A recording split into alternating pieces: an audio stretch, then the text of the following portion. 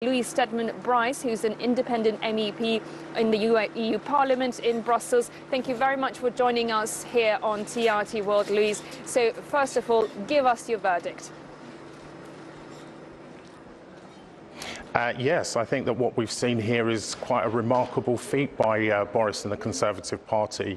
So they've got an 80-seat majority that I don't think anyone could have predicted.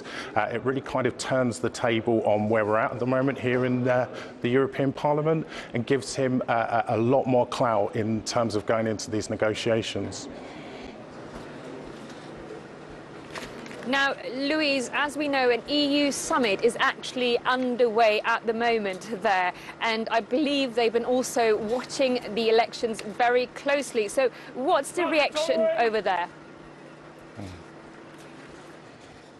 I think that there will be a level of fear, if I'm honest with you. I think that the European leaders here know Boris's character, and of course previously, whilst going through the negotiations moving towards the transition period, Boris kind of had one arm tied behind his back because Parliament prevented him from doing a lot of the things that he wanted to do.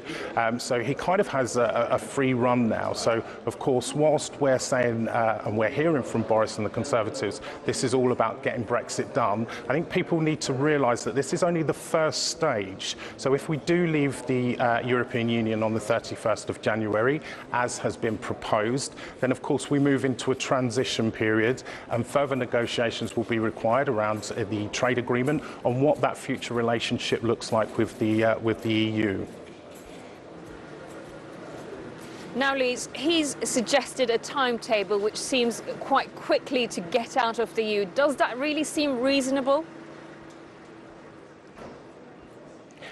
I think that, you know, from my point of view on this, there are some concerns that I have with the withdrawal agreement and also the timetable. I think that what we don't need is more sort of unfulfilled promises. So that is a concern for me.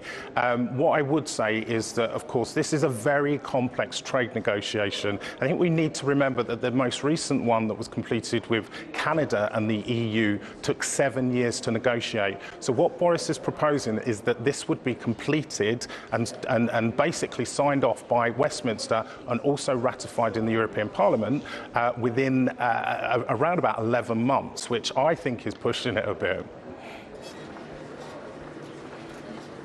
Well, thank you very much for that insight and for joining us here on TRT World, Louise Stedman-Bryce.